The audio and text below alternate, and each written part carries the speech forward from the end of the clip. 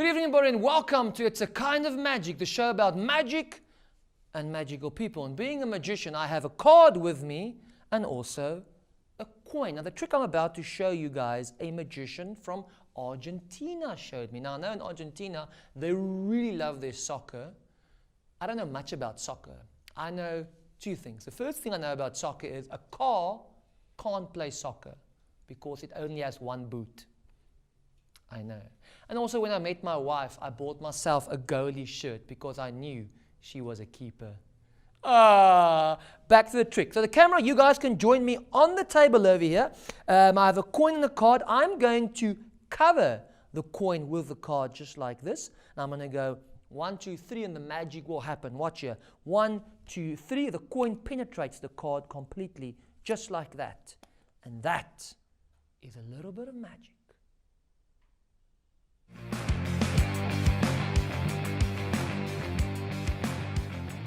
So this show is about magic and magical people, and tonight I have a very magical guest on. He's going to do an escape. He's an escape artist. Glendini, welcome. Hi Rechard, good to be here. Fantastic. So Glenn, we've got rope over here, we've got all sorts of things. Yeah. Are you going to escape? Yeah, let's do some, and I thought I'd start off with something really basic, which is a rope escape. I'm going back to medieval times, and for that I will need your help. So if you help me to tie me up, then we can get stuck in. If you can grab the end of that rope, my wrist goes inside. We're going to give it a pull. Okay. So put some pressure on so it's nice and tight. Right. Okay, now I'm going to just drape my hand on top. And if you can please tie a nice tight knot on top. 1, 2, 3. That's, yeah, put it tighter. Okay, and one on top of that is perfect. No, not a bow, just a knot. Yeah, make it tight. You can even you can even add a third knot as well if you want to. Let's do another knot. Just for safety. For safety. Okay, that. Okay, so now I'm tied. Definitely. We're going to use the red cloth for this one because obviously as an escape artist, I don't want to show how the things are done. Yeah. Because that kind of takes away the magic. So if you can cover my hands, nice and high, that'll be fine. Okay. And we will now try and make my escape. So you've never, it's a genuine rope, you've never tied people up before, and this is obviously the first time that I'm going to be escaping. So I'm going to hand that to you, and then we can move on with the next trick. Okay, so thanks, Rechard. How did you do well, you tied me up, so, and that's how escape artists would typically get out. I think that was luck. So I'm going to ask someone to do it on my behalf, because maybe I did it. Do we maybe have, where's my lovely...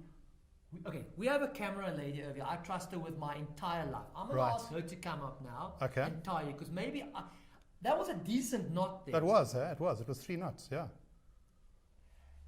Okay, so we're going to use the red cloth again, but you can lose the rope for me. So I'm going to stand behind the camera now, and I'm going to ask her to tie you up. I'm going to check this now from a distance, because I don't trust this. Okay. Let's do it. Let's start off with the cloth on the table. And what I brought along over here is what we call an asylum wrist restraint. So this was used in the 60s in the mental asylums to restrain the most dangerous patients. Okay. And this way they couldn't harm themselves because it's made out of leather and it kind of represents a belt. So firstly, if you can check out that lock, lock it, unlock it, and make sure it's a genuine lock. Okay, it's a genuine lock. Okay, this is very easy. This works like a belt. So what we're going to do is once you've locked me, and I'll tell you what to do. You'll see there's a little eyelet in the actual part of the buckle, and the padlock's going to go through there. Cool. So once this is all strapped in, that then prevents me from undoing the actual buckle. Okay, so again, I'm going to put my wrist inside, and this is where I am going to call for your help. I'm going to place it on the table, and we're going to ask you to do it up for me and make it as tight as you can. I'm going to make it nice and high so everyone can see. There we go. That'll work. Feed it through there's a metal bar there. That's it. Okay. You're doing well. Have you tied up people before? Yep. No. No. Okay. She said yes. Okay. So the padlock goes through over there, and for this you can hold onto the key. Cool. Okay. That's fair. Okay. So again, we're going to put the red rope over my bag. Put the red cloth over my. A little bit higher, please. Thank you so much. A little bit higher. Okay, so now this is going to be a timed escape. So what I want you to do, I want you to kind of hold your hand out, and you're going to make a fist for me. Okay, and you're going to count to 5, and you're going to just show the fingers as we go along. Cool. Okay, and then I will try and make my escape. So you count me down. Yeah, so you're going to count me up. Okay, so you're going to kind of go like 1, 2, 3, 4, 5, and then I'm going to make my escape. Okay, so thank you so much for trying, and there we go. Okay. Give her a big round of applause. Okay. So yeah, that's the asylum wrist restraint, and we will now progress to something that I bought online recently, and we'll try another one. So I'm gonna if can we use you again? And okay, so I'm gonna just drop that out of the camera. This, as what we do is us collectors, we buy things online, and this literally arrived a couple of days ago, and we call it the Shanghai shackle. So we've got some padlocks here, and I'm going to ask you to shackle me in. Okay, let's just try that one first. Okay, and there we go. If you can check out the lock it, unlock it, make sure it's real. While you're doing that, I'm going to undo this padlock. So they're genuine padlocks. Okay, happy? Check, lock it, unlock it, make sure it's real. Okay, so we're going to put my hands inside there, and if you can please place the padlock through there. Great. Okay, and we're going to do this side as well. So my hand goes inside, and if you can please lock it. Okay, now keep the keys, and I'm going to now try and escape. Okay, so the Shanghai shackle goes like this. Okay, so you're going to try and escape. Sometimes it's good when you buy things to practice these escapes. So this is the first time. So I'm going to just check out the instructions, because normally when you buy something, they feed you the instructions as well. So it says, "Dear escape artist, thank you for purchasing this device. With a little bit of practice, you will soon become a master." Okay, show the audience that you'll get someone to lock you in. Show the audience that your hands are restrained. And now escape. Okay, so hold on. It's a good idea to place the box up and hide behind that so you don't reveal your escape. So that's what we'll do. And let's put that over there. And I'm going to try and escape. Hold on. Okay, I'm getting a bit stuck, you guys. I didn't practice enough. So it says here, the secret to escaping can be found on page 2. Okay, is page 2 in here somewhere? Because I know I had it earlier. I don't know where I could have put it. I know page 2 was here somewhere. I just don't know where it was. So if any of you guys have seen page 2, please help me, because I'm really battling to find page 2. I don't think that packaged page 2, but you can see if I can get one hand out, that means I can get both hands out, and that means I'm free. So that's the Shanghai shackles.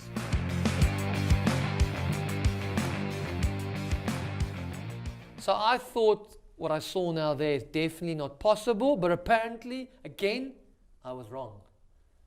Mr. Glendini, I'm going to call him. Glenn, thank you for being here today. Thanks, Recha. Thanks for having me. Pleasure. Now, tell me, why do you do that? Why do people tie you up and escape? Do you just like it, or the feeling of, escaping, or what is it? Yeah, look, it's a good question. I get asked that quite a lot. Yeah. And, what I find is that you give somebody a day-to-day object like a rope, and they tie you up, and they think they've got you. And then, of course, you do your thing and you're out. And just the look and the shock and the amazement on their face just makes it. It's like you get this adrenaline rush, and then you're out, and then you just bring on the next one. And it's making the impossible possible by doing certain things. Yeah. Have you ever been injured doing this? Maybe dislocate a finger or shoulder, or? I haven't been. With escapes, you do get injuries, especially with chains and ropes. You get rope burns. You get welts on your hands. So if I do a proper escape show, which my normal performance is about 45 minutes, then the next day my wrists are totally out of action. They are swelling, and it takes about a week for everything to go down. So you do an entire show where you just do escapes back to back. Yeah. 40 minutes of it. Yeah, 45. Jeez. 40 minutes. Yeah. And obviously everything you do is real. I mean, you need to escape. No, look, it's real. I mean, you do get injured. Yeah. And you things can go wrong. Yes. So you've got to know what you're doing, and obviously in the past you learn from your mistakes. Yeah. But things can go wrong. And any stories where you were tied up and you just couldn't get out? Obviously, when you started off many years ago, where you just couldn't get out of a specific shackle or something, and you had to say to the audience, "Listen here, guys, untie me here," or not really. Yeah, look, I was doing a corporate gig, and I was in like a sack type thing, and I was all chained up, and I had a neck iron on, I had handcuffs on, I had leg irons on, and I was locked inside a bag. There was a chain around the top of the bag, and there was a combination lock on the outside. So you can't see through the bag at all. And the idea was to escape from everything inside and then figure out a way of cracking the combination. And I knew the code, but I couldn't see the combination. And I couldn't get out of the bag. But so hey, no hard feelings getting out from that situation. But I mean, you've done that now after that again. I knew where I went wrong. Yeah. And I had to take my bow and be humble and say, guys, this is a live show. Things happen. Yes. And this is what happened. That's amazing. All right. So when did you start doing escapes? Because obviously you're a magician like myself. Yeah. I know this. For the people who don't know, Glenn's also a magician. So you combine this with your magic shows? Yeah, I do a blend. At the moment, I'm focusing a lot on children's magic. Sometimes a corporate might book me and they want a combination of magic, and then I offer them something different by throwing in a couple of escapes. Okay. So then I can use the CEO or anybody I can either teach them an escape and then they escape, which makes them look good in front of their audience, or I can get them to tie me up or chain me up or handcuff me, and then I can try and break free. And your stage name is Glendini? Yes. Obviously, which I think is fantastic. Your real name is Glenn. Yeah. Glendini calls it Harry Houdini, which is fantastic. Yeah. That's I'm sure the clients will book you just for that name. Yeah, it's you get different reactions, and why did you choose? They know I'm a magician, but they don't all know I'm an escape artist. So then obviously then the Houdini comes in and Glendini. So you started obviously with magic before escapes, or no, escapes first. Really? I went traveling in the UK and I saw this guy in Covent Garden doing a straitjacket escape, and he had got quite a crowd, and I thought, no, I've got to. This looks really cool, and I knew there was a lot of magicians in South Africa. But there's not a lot of escape artists in the world. So obviously trying to keep the art of escapology, which is what we call it, alive. So I then started investing in props and different apparatus so that I can perform escapes. And then I merged into magic. But I started escapes first. But this is intense. I mean, geez. Yeah, that's a posy maximum security straitjacket. And it's used for those really hardened criminals or patients that might have an appetite for escaping. Do you have any stories regarding that you know about criminals and people trying to escape from prison, or that you know about? Or have you performed at prisons with this? Yeah, I have performed at a prison. Really? I didn't. I got invited to Polesmore Prison. And I thought, this is now really going to be the highlight, but also I can't mess it up. No. So I got there at 7:30 in the morning, went through security, and there was about 70 prison warders, not criminals, warders. Okay, and they were doing a change of shift, and this was like an energizer for the week. So I performed a couple of escapes. I did an escape out of a regulation pair of handcuffs. Yes. We put stickers all over the keyholes so that there's no key possible, and I got out handcuffed. After handing them out for examination, I got out in 60 seconds. So the vocabulary that came after that was quite long and quite strong. Because I mean, the escapes we saw now was intense, so it was very much similar to that. Yeah. So a lot of the ones that you've seen, I did there as well, but obviously we then built up the intensity as well. And I did the straitjacket escape there as well, and I got the applause, and it was my claim to fame. Yeah, I can now say I've escaped at Polesmore Prison. Yeah, no, there's only a selected few. So did you perform only for the wardens, or for a few of the people in the hotel as well, in the prison also? Or no. Besides the prison event, I've done a couple of gigs at corporates, and then at CPUT I had an event which could have been challenging. It could have gone wrong. If there's time, I can tell you about it. Go for it. So we had a wine barrel, and I was going to escape from a wine barrel. So the wine barrel was out there, and I started off my normal escape show, a few ropes, a few chains, and then came the time for the big moment, which was the wine barrel escape. Now, in the wine barrel lid, there was a hole cut about that size, so that I could at least get my hand through. So there was a hinge on the lid, so I was put inside, shackled inside, neck collar, handcuffs, chains, everything, and unbeknown to me, well, I knew it was there, but it was a used wine barrel, so the wine barrel had started heating, and by the time I got to 40 minutes, the humidity inside the wine barrel had started releasing a few fumes from the wine. 40 minutes in the wine barrel later. Were you in there? No. I was in for about 3 minutes, but the wine barrel had been standing in the sun. Oh, So okay. yeah, Okay. so the fumes, it was empty, but the fumes were now generating, and of course then I did escape, but I came out very drunk. But I try not to show it, but yeah, I know I was definitely. But listen, if you're drunk intoxicated. and you can escape, then you know what's the next challenge? Bring it on. There we go. Yeah. Ah, that is so interesting. Huh? So, because in South Africa, I know about one other guy who does escapes besides you, but otherwise, no one really. Yeah, there's two that I know Okay. of. One's in PE, and his name is Lila. Mm-hmm. He goes by the name of One Crazy China, and the other guy is Wolflock, Yes. and he's based in I Joburg. forgot about him. Yeah. Okay. So yeah, he also does escapes, Okay, but then that's the only three that I'm aware of, including myself. Yeah, but can I say one of the guys who does it more often these days? Yeah, I do Would it. I do it. I find beginning of the year is normally quiet, but this time of the year, corporate events, Yeah. they're wanting to book you and looking for something different. Yeah, and here's the crazy part: you have another full-time job. What else do you do? What's your real job? So from 9 to 5, I work as a facilitator. Yeah. I work for one of the leading financial institutions in South Africa, and I do, with COVID-19, I do online Yeah. online training at the moment. So that's my Monday to Friday job. And do you sometimes, when you're busy with training and stuff like that, do you start your mind wander off and you think about escapes and the show business, or is it mostly strictly business when you're busy? Yeah, look, I mean, some of the guys do know that I do this Yeah. on the side. So as an energizer, maybe before tea or just after Yes. tea or just after lunch, they might say, Glenn, can you do something? So then I'll try and do something for them. And then it'll be magic. I mean, I can't do escapes by myself because I need people to tie me up. Yeah. So that I can do in front of the camera, no problem. So if people would like to book you, you do basically like myself, any type of event you can do, you can Yeah. escape from. Yeah. Okay. I have a challenge for you. Yes.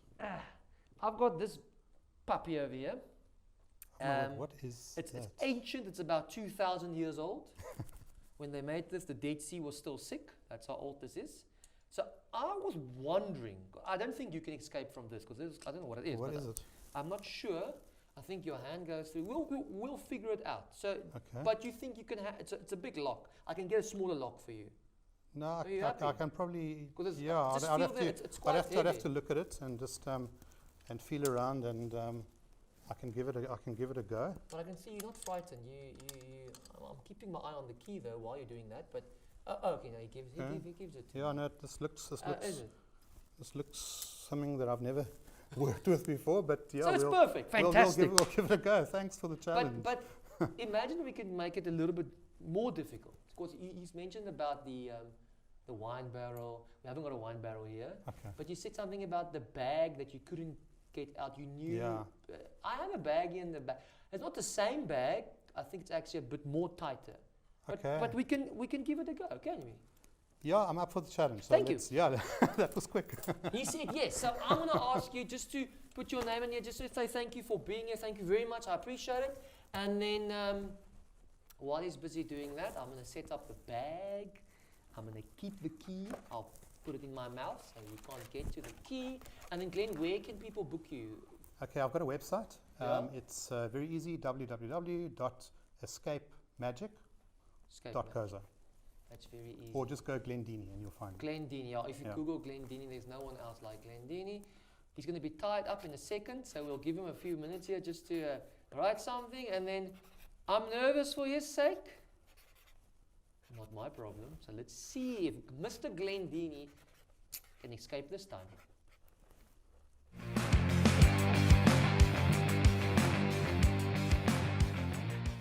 Right, so it's challenge time. I changed my mind. I'm going to add some change. So these change are, you can't break them.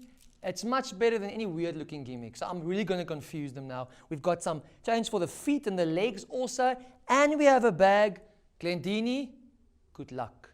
Thank you, Rahul. I wish you all the best. We love you. Thank you. So what's going to happen now? Yeah. Yeah, I think let's chain me in, and yeah, there's a loop here, so let's put that round. Okay, And, so first your hands and your arms basically. To chain that through. Okay. There we go. Yo, go girl. Hey, this is. Yeah. Okay, let me just. Yeah. Check there. And I want, is there a key here somewhere? Because I want the I key. think a corner's got it. You can give the Just try and key get to your me. hands underneath the chain, make sure it's tight. Okay, you happy? Yep. I'm happy. I'll take the key. See? I'm going to swallow the key. No, I'm not going to swallow the key. Okay, so we have got some leg irons here as well. Leg irons. Those are the professional words. Leg irons. Okay. We're going to put the leg irons on, and then you can't run away. Yeah. Tight. I can see those are very tight. I'll also inspect when you're done. But these are solid leg irons. Let me quickly just pull on there when you're done. Guys, he's not going anywhere tonight. Right, what happens next? Okay, so I brought the mail bag. That was my problem child before. So Okay. let's get in it. And we can I'm ship gonna you off. ask you can ship me off. I'm just going to need to go down. Okay. And if you guys can just hold the bag All so I can right. get to the bottom of it. Okay. I just need to cross my legs and make sure I don't chip. There we go. Is there some sort of safe word here, like help or anything? Help will be good. Thank Help you. will be good. Okay, let's quickly. No, I don't want this. I want this, because this is the thing that's going to really make this almost impossible for him to escape. So we can ship him off to wherever. So let's push that through there. Right. Ooh, Sorry. sorry. There we go. That's going to work much better. All right. Let's add. If you can hold on to that, I'll put these two together. Okay. Again, if you can just lower your head a little bit there. Here we go. You can push it through there. Yo. Okay. And I'll hold on to those two, and then you can push those two through there. Okay. Perfect. And then we're going to lock him in. I'm loving this part. This is my favorite part. There we go. All right, Glenn, good luck. I'll check in a little bit later. Let's go have some lunch. Let's go. Dinner. Bye-bye. Bye for now.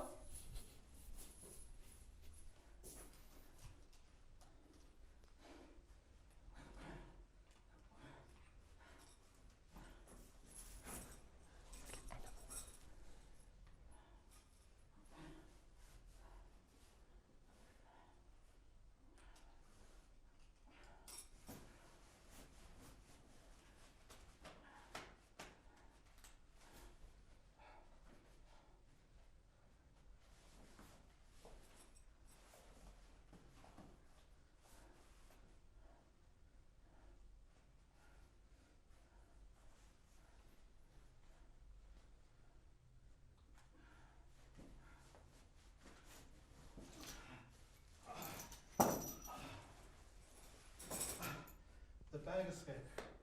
Thank you, Rekha. Thank you for having me. Thank you, guys. It's good to